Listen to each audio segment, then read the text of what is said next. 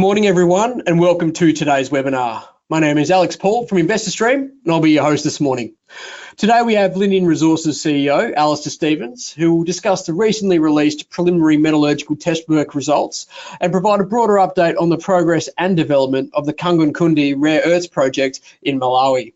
Alistair will also be on hand to address any questions you have following the presentation. To submit some questions, you can either email me at alex@investorstream.com.au or you can send it through in the questions pane in the GoToWebinar control panel.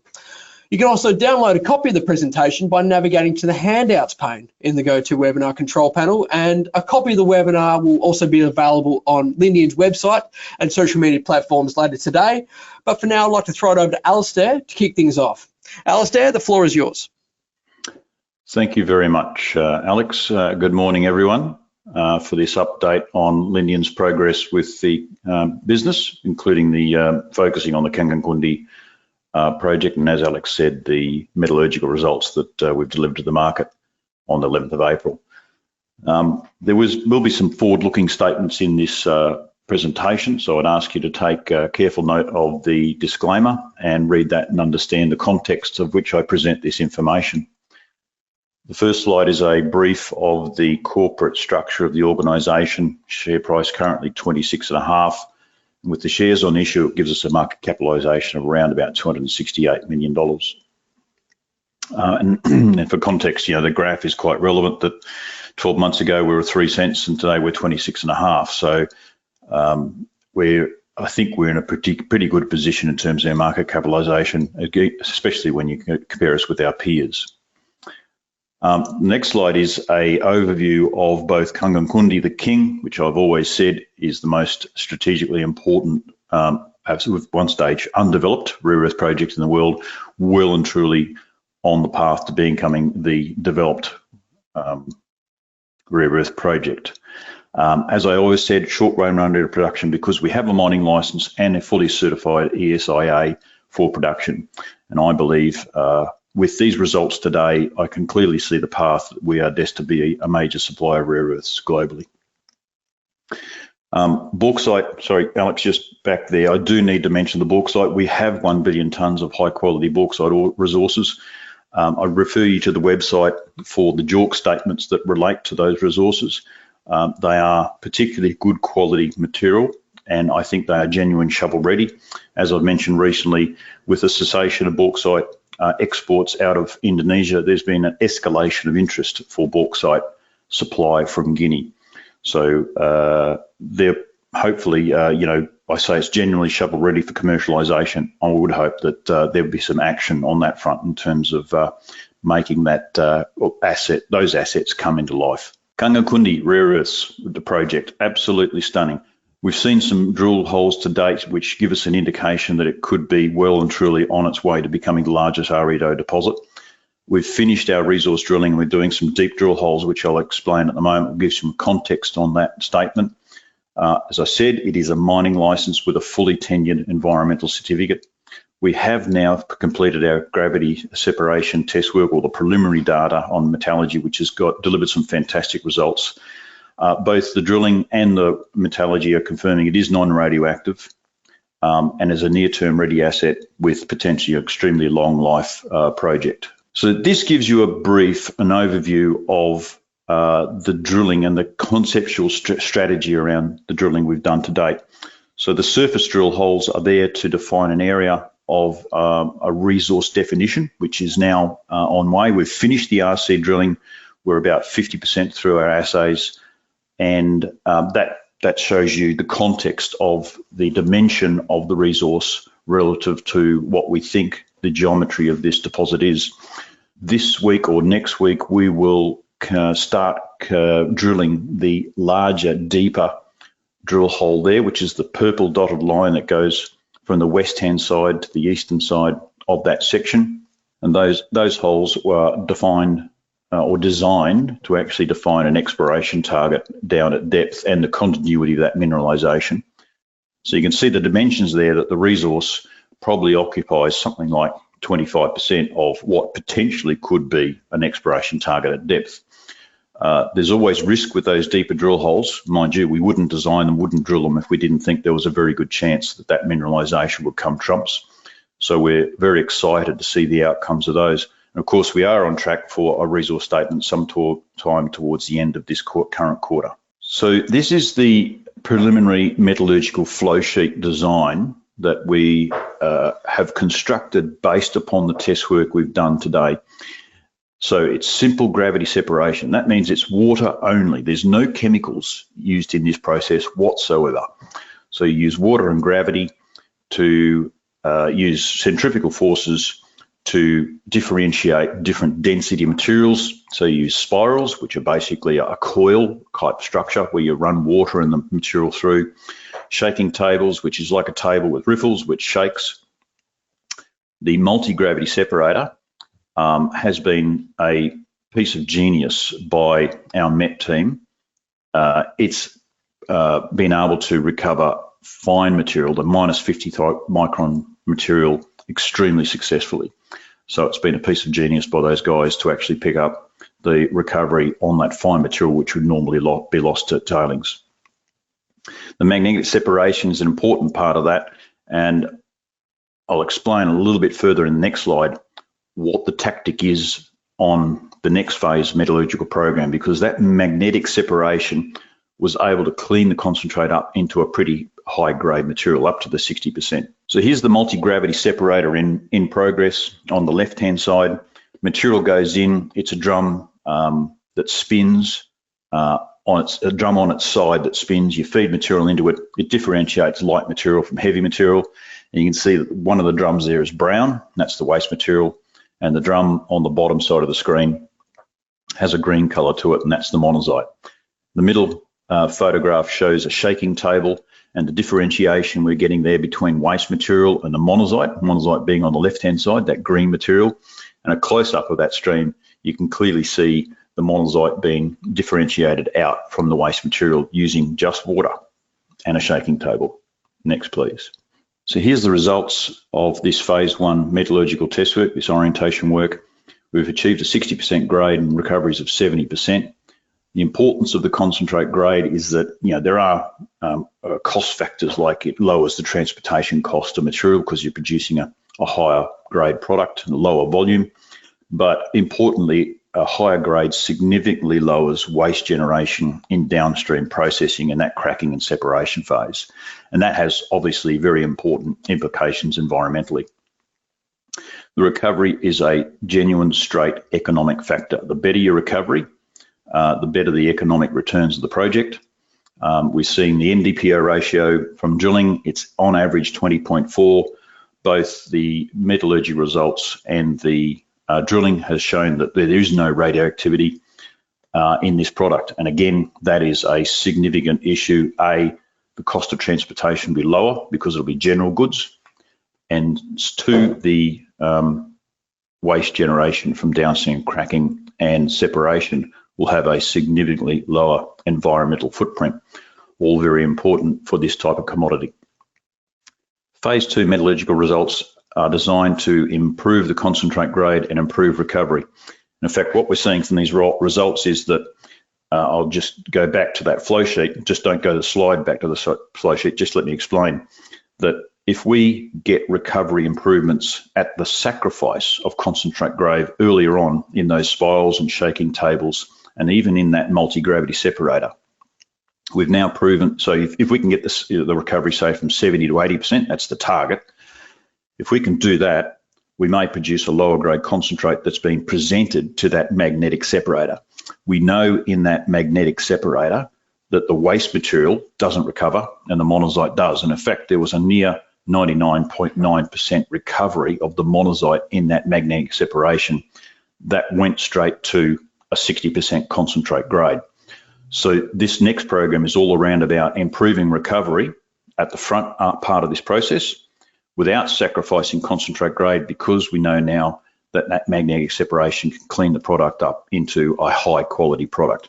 So extremely happy with these metallurgical results. I think it's absolutely fantastic outcome. I know sometimes metallurgy can be complicated and there's less understanding around it. but I would guarantee you that these concentrate grades of 60% and recoveries of 70% are somewhere around the leader in the industry in terms of quality. The fact that it's non-radioactive would have to make it the leader. No difference in the NdPr ratio or the ratio of rare earth oxides we're seeing. On average, there's 20.4% NdPr, so no change to that. Here's a timeline of events. It's pertinent to probably reflect on the fact that it's only been 6 months since we got shareholder approval to commence the acquisition and exploration and development of this project. What we've achieved so far is near on 13,000 metres of resource drilling. In fact, it might be even around 15,000 when you include the core, with the deep drill program now underway. We have assay results of the resource drilling, about 50% reported so far, and there must be some assays due shortly, I would expect, along with the assays from the deeper drill program. We've completed phase 1 metallurgical test work, which now takes us into phase 2, which is a 1 tonne sample, which will be used to optimise our metallurgical resource. And we should be on target for a mineral resource estimate by the end of this quarter. There has been some delays sometimes with assays coming through the lab. It's a ubiquitous thing across the industry. At this stage, we should achieve our end of June target for the mineral resource estimate. So that comes to what are our strategic objectives from here. Sorry, Alex, just hold there a minute. We want to now go and build a plant. It would be a small demonstration plant with mostly skid-mounted materials. So we'd hire and lease a track-mounted crusher for this exercise. We'd put a small mill, skid-mounted mill, skid-mounted recovery equipment, such that we can get going, get operating, probably on a suboptimal, almost certainly on a suboptimal basis. But because we can have a mining license, we can actually make product and sell it. The whole idea with this plant is that we do, over a period of time, optimize all our operating conditions and de-risk the project so that we then go into the larger scale project plant sometime in the future. So notionally, we're saying the demonstration plant could have a notional throughput of 350,000 tonne per annum, leading into a larger commissioned operation of notionally strategic objective there of 1.5 million tonne per annum. So the next phase of the company, as you can see from there, is deliver a resource estimate, improve metallurgical test work, go to a demonstration plant, actually start producing an optimized material, and then sometime in the future, notionally around that 25-26 period, we'll have designed and built the ultimate plant under a de-risk basis. I've positioned this as to what would be the anatomy of a world-leading rare earth deposit. And some of these hurdles here, I'm saying, are greater than 500 million tonnes, greater than 10 million tonnes of contained REO, NdPr ratio greater than 20%, recovery of 80%, concentrate of 60%, non-radioactive, net zero carbon footprint. Does it have the capacity for 30,000 tonne per annum? That makes it a world leader. And does it have a long mine life? Kangankundi is ticking most of those boxes so far. So what will we need to prove something greater than 500 million tonnes? It's almost certain we won't reach that hurdle with the inferred resource statement at the end of June, but with those 2 deep diamond holes, I'm certain with success there, we'll certainly capable of meeting that hurdle easily. Now, the issue is, do you want to drill out on a mineral resource estimate basis, something which has got great amount of tonnes? And the issue is no, because that's consuming shareholder funds. What we want to do is get to a demonstration plant and actually make money, and then we can prove that down the track. This is about getting producing and making a position statement as a producer in the market, not just doing drilling for the sake of actually accumulating tonnes. Do I think those hurdles of greater than 10 million tonnes of contained rare earth and that volume of resources is possible? Yes, I do. But I think it's more important that we get going and get producing. We've already proven that we've got an NdPr ratio of greater than 20%. Now, a recovery and concentrate grade, we've ticked the box with a concentrate grade. Our recovery is about 70%, and I think we're seeing the path where we can actually achieve 80%. That adds significant value to the project. Even if in the phase 2 metallurgical test work we don't get to 80%, let's say we get to 75, This is the whole point of the demonstration plant. Let's get in there and optimize that recovery over a period of time. So when we do spend the money on that larger scale plant, we've got the process optimized. We know exactly what our returns on investment are. Is this material non-radioactive? Undoubtedly. And that is a major, it's most understated but most significant, important aspect on this, is that it has no radioactivity. It can be potentially no carbon footprint or zero carbon footprint operation, and that makes it environmentally, the environmental footprint, very low, very sustainable, fantastic outcome. In terms of the output capacity, I guess part of that is if we went to a 1.5 million tonne per annum plant, what's the feed grade? Well, we'll get an indication of that when we get the mineral resource estimate out at the end of June. And then we'll have those extra metallurgical results, and we'll be able to put a more tangible strategic plan together on what we think the first output capacity would be on the larger scale plant. And is it expandable? Well, if you meet all those hurdles, you've probably got a mine life of greater than 50 years, and therefore you're capable of expansion and long-term strategic investment. And one of the things I said in the last Singapore conference was people saying, well, if you produce too much, you're going to kill the rare earth industry. And I think if you read the papers, the media at the moment about the nature of the rare earth industry, one of the problems that the downstream investment community has, whether you're a magnet manufacturer or an electronic motor manufacturer, is that they require access to technology, and there is some technology outside China which can be leveraged on to actually upscale. There's no doubt about that. The issue is that a large investment needs a project or projects outside China that have the capability of long mine life, reliable supply, and a greater diversity of supply. And I'm saying Kangankundi, the king, could be the enabler of that. It's not 10 years, it's not 15 years, it's not 20 years. It could have a mine life of 50 to 100 years of life, a multi-generational thing. On the back of that, industries downstream can make significant investment on things like magnets and motors outside China, knowing that there is security of supply. So what does Kangankundi do to the industry? Does it depress it? No. Exactly the opposite. It actually enables it. More rare earth projects will come along, and increased diversity of supply will occur, and a greater market share, greater growth in that market will occur downstream from this into years to come. So I see Kangankundi as being an enabler of a significant growth of an industry downstream and outside China. Now, the other thing is, does that seem to be a threat to China? And I would say absolutely not. I'd say China's position is that they would actually prefer to use their own resources for their own industries, and they prefer not to export. They do export because they're keeping market sustainability outside China going. And you hear some media reports at the moment. There's a bit of saber rattling going on, saying they're going to threaten to stop the whole export of rare earths. I don't think that'll happen. But if someone came along and said we can produce 60,000 tonnes and decrease your export quota significantly, I don't see China would think that's a threat whatsoever. So again, I see this as being an enabling project that would allow the escalation of investment into rare earth projects and downstream industries. So that's my presentation.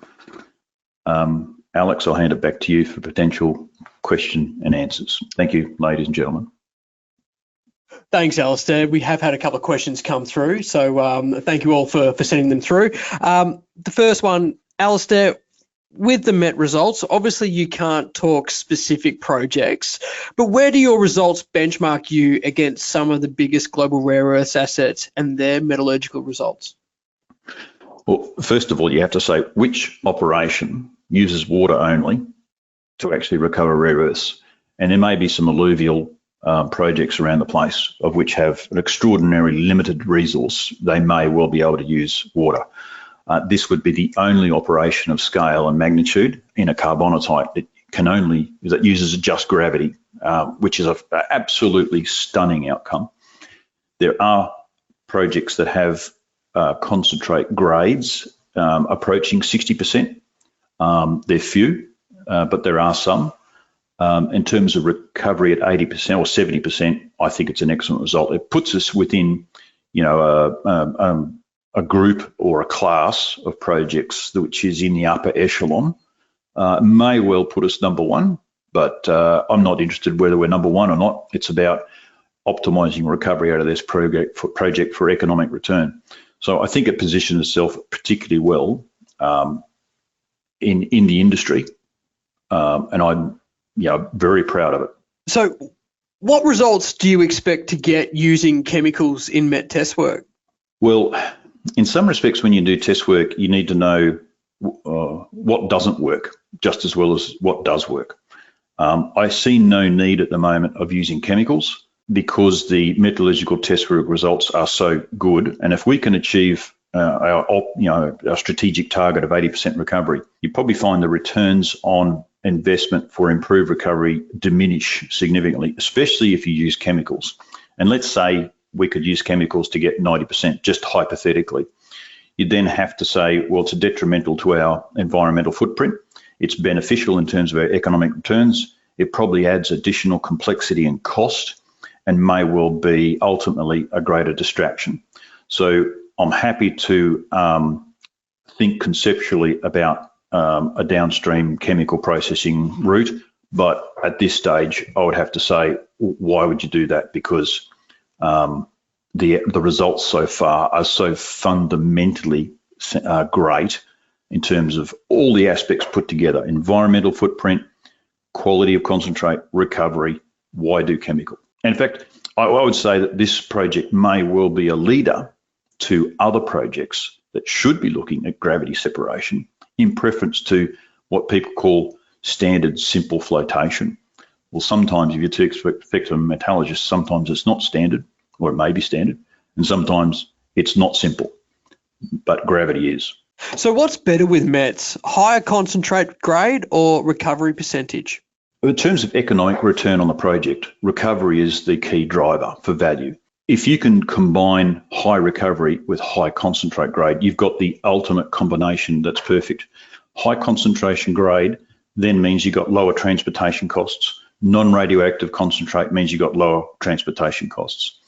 High concentration grade, low radioactivity means you produce less waste in the downstream cracking and separation process.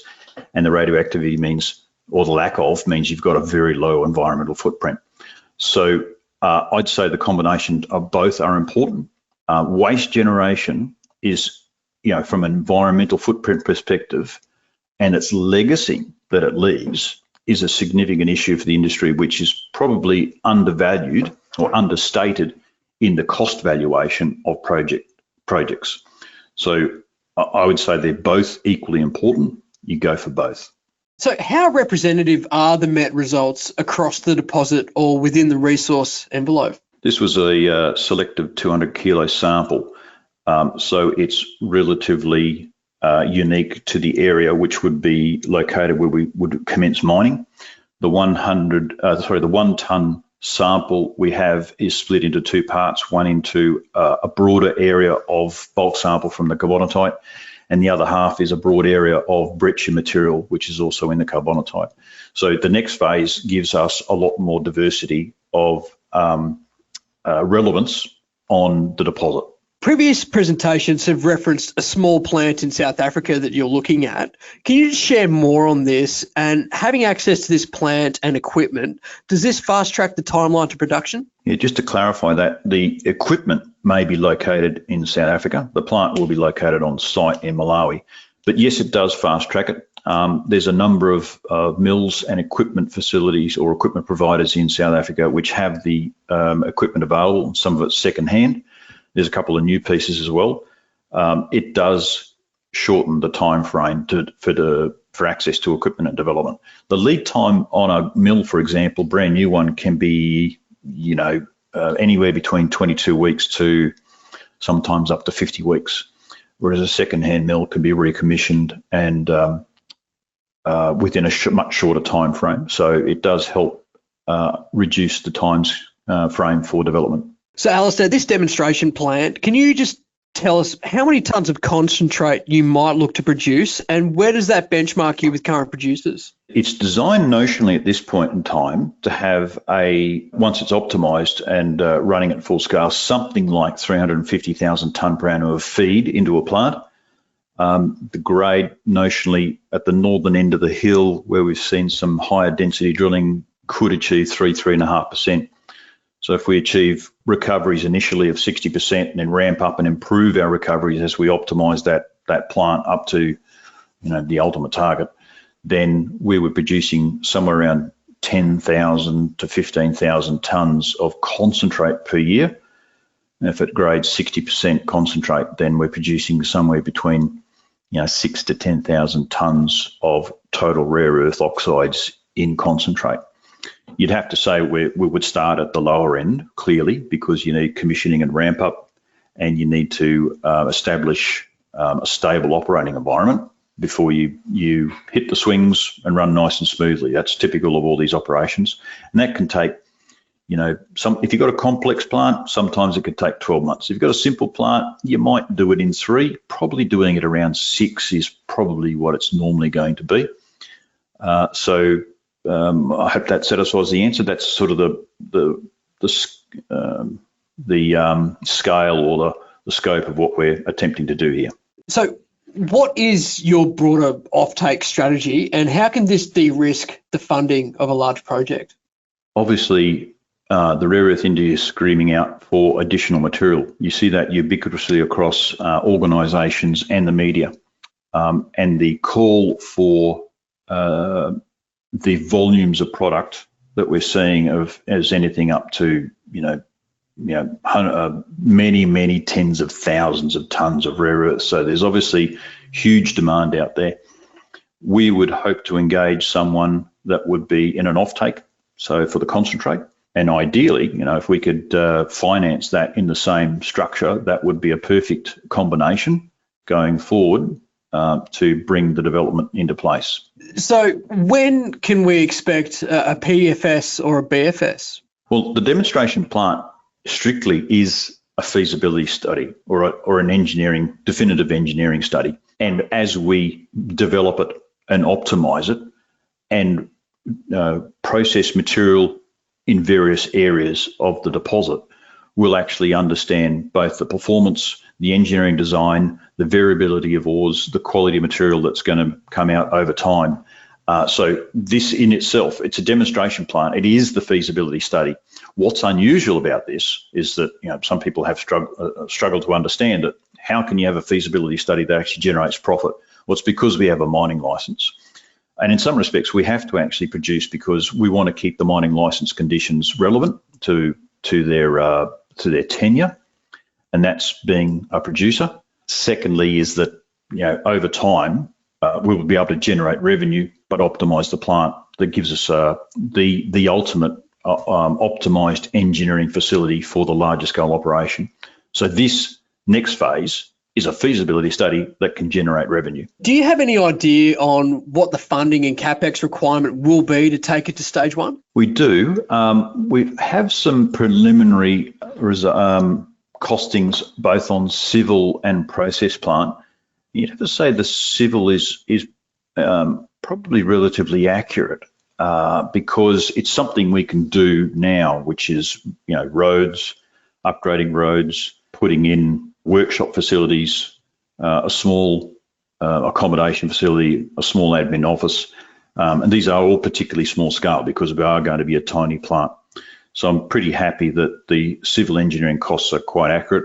We have an estimate on a processing plant, and some of that will be conditional on the final flow sheet design that will come out of the phase 2 metallurgy. It doesn't affect the crusher because we are going to lease a track-mounted mobile crushing unit because they're quite capable of doing the volumes we're talking about for the demonstration plant. You don't need a fixed crusher at all. It then becomes a skid-mounted processing plant. Both the mill and all the other recovery equipment become skid-mounted and quite cheap.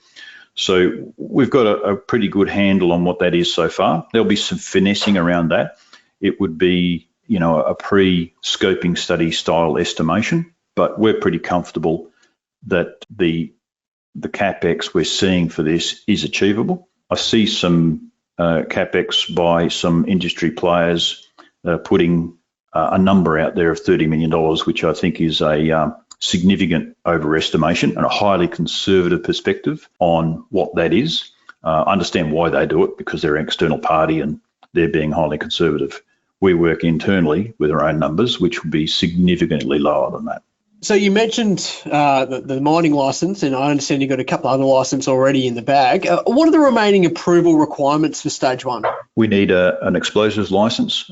So we've designed the explosives magazine, and we've got an application being generated at the moment for an explosives license.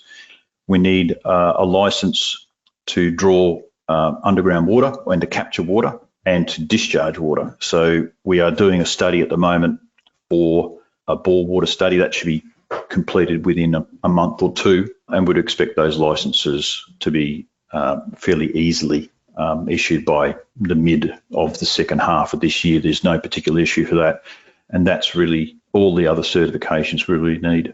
Now, I noticed in your timeline that you flagged phase 2 drilling to begin sort of Q2 2023. What's the timing on when the drill bit will turn on phase 2, and has that process begun already? The guys arrived on site yesterday, so I would expect to give them a couple of days to establish the drilling. They're probably starting, probably on the weekend, I would expect. Okay, so there's been a lot of commentary about other countries outside of China trying to lock in rare earths concentrate supply. Are you seeing this translate to more interest from interested parties outside China and indeed from the Chinese players? Well, first of all, obviously the Chinese are all over access. Apparently there's a 190,000 tonne centralised cracking and separation facility either being built or built in China to help escalate the amount of rare earths production. So the Chinese are a significant component of seeking sources of materials to feed that plant.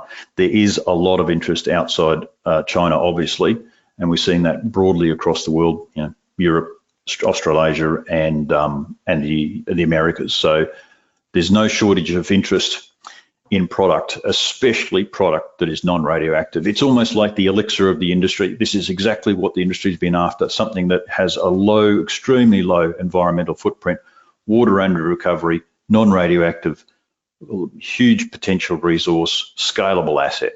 So from that perspective then, Alistair, are you targeting a non-China customer base? And if so, what are some examples of the ex-China options that have the capability to crack the monazite? All options on the table. It comes down to commercial reality sometimes. If there is and a lot of time, the best commercial deal will always win. Would non-Chinese be preferred? Well, yes, but it has to be commercially real and something that is rational for the company. There are facilities for processing material outside of China that could accept this product, so I don't have any potential concerns that there is a lack of access to producers or potential producers outside China that would take this product. Has any international parties taken more interest in the project? Has any international parties? Absolutely, yes. Very, very interested. And sorry, Alistair, I understand when you were in Singapore last week, you were talking to a number of people. Would you be able to sort of just maybe divulge some of the conversations that was going on in your time in Singapore, and what were the main attractions from that end? The market's still coming to terms with Kangankundi and Lindian. I'd go back to the statement I said. It's only 6 months since we got shareholder approval. And it's only 9-10 weeks since we produced the first data out of this project. That was the 5th of January. It was the first assay results from drilling. So there's still a lot to do in terms of us getting the name of Lindian and the project Kangankundi as a ubiquitously known project across the globe. And I think the mineral resource estimate is a key part of that. Metallurgy is important because everyone wants to know whether it is recoverable or not. We've clearly demonstrated that. Now it comes down to the MRE. And I think the second half of this year is really the golden period of the organisation where we can say, here is the resource, here's the metallurgy, here's the strategy for the demonstration plant and the material going forward. And this project is going to be the elixir for the rare earth industry. Singapore was interesting. There was it was supported by Tribeca and Argonaut, and I had a particularly good conversation with Argonaut during that conference. And I think, you know, most people that are talking are saying they are just surprised at how stunning this project is. So most of them were industry players. So it was about talking to your peers about your project. Most of the conversations with industry participants in terms of processing occurred outside the conference and not in Singapore. So, but those conversations are being undertaken with several parties. Thanks, Alistair. Now, we've had this question come through a couple of times. Could you just please clarify Lindian's share of ownership of the project? What fraction is the Malawi government entitled to? So we have a share subscription agreement for the 100% acquisition of the company that owns the mining license. And that company is called Rift Valley Resource Developments. It's a private company registered in Malawi. So we will own 100% of that project on the rest of the payments that we make. There are two types of mining licenses in the Mines Act in Malawi. One's a medium-scale mining license and the other one's a large-scale mining license. Kangankundi is a medium-scale mining license, in which case we get 100% equity ownership. A large-scale mining license, the government has the option for a 10% option, but not an obligation, for a 10% free carry interest. So at this stage, certainly under the demonstration plant and phase one, we would meet the criteria or maintain the criteria as a medium scale mining license and therefore 100% ownership. Thanks, Alistair. A couple of questions to finish. What's the market price of the product and how has it moved over the last 12 months? The reference point we use is MP Materials published accounts on their revenue and their sales volumes, of which you can calculate the unit cost or the unit price of sale of their concentrate product, which was going to China. We've seen that price, we've used a peg and said, what's that price relative to the NdPr price, the didymium price? Several years ago, back in, and I'm trying to remember exactly the time frame, but call it 2020 or something like that, they're achieving around about 50% of the NdPr price. So the ratio, the formula looks to be NdPr price times a percentage times the percentage of NdPr you have in your concentrate. So we've seen that ratio increase to around about 70% in their last couple of quarters. So if you were then to propose a formula for Kangankundi, you'd say, let's assume the NdPr price for this perspective is $100 per kilo. You multiply that by 70%, so you have a realisable value of $70 a kilo multiplied by the 20% NdPr you have in your concentrate, means you're realising a $14 per kilo price for your concentrate per kilo. Now, if you look at some of the forecasts from Macquarie, Goldman Sachs, and you do an average across all the major industry players that are putting out their perspective on what they think the future price of NdPr is. And I'm not going to use Adamas because I think Adamas is at the very top end of the scale of NdPr pricing. Places Kangankundi products somewhere around the $14 to $16 to $17 per kilo range based upon their forecasts. The longer term average comes back to about 95, so it comes back to around about that $14 a kilo per price. If you take the Adamas and you think Adamas is right, and it's call it $200 per kilo of NdPr, then you're sort of realising values in the order of $28 per kilo for the Kangankundi concentrate material. So that sort of gives you a perspective. Whether that $200 a kilo from Adamas is realisable or not, I don't know. I've heard some industry players say that's probably the point at which you get substitutability coming in. But what we can see in the short term, certainly relevant for the demonstration plant, is that NdPr prices of around about $100 a kilo seem to be the ballpark figure, which would mean that we'd be sort of looking around the $14, maybe $15 a kilo mark. Of course, what this doesn't account for is the fact that we will have the best environmental footprint of any project in the world, being non-radioactive. So that has significant benefits downstream when you get to environmental footprints from separation plants. So that's probably something that needs to be taken into the equation as well. Thanks, Alistair. And just finally, I understand you're planning to head to Malawi shortly. What are you hoping to get out of that trip? First of all, it's always courteous to visit the Ministry of Mines every time you go, give them an update with the project from a corporate perspective, not just from an operational perspective. We produce operational reports all the time, but maintaining a relationship with the Minister and the Principal Secretary is important. We are talking to engineering groups while we're there, both the process engineering and the civil engineering groups, about consolidating our plans for development for the demonstration plant. I'm then heading down to Balaka. I'll make sure I catch up with the council down there. And of course, it's always important to maintain relationships. I'll be seeing the TA Senior Chief Chanthunya and the Kangangundi Chief Makalela, talking to them about what our next stages of development are for the project. Fantastic, Alistair. Look, that's all the time we have today. Thank you all for joining me. I'd also like to thank Alistair for his time and taking the time to answer some questions. As I mentioned before, a recording of the webinar will be on Lindian's website and social media platforms later today. Alistair, before I let you go, do you have any final comments to leave with us today? No, that's it. Thank you very much, Alex. Fantastic. Look, again, I really appreciate you all joining me. Have a great day and all the best. Thank you.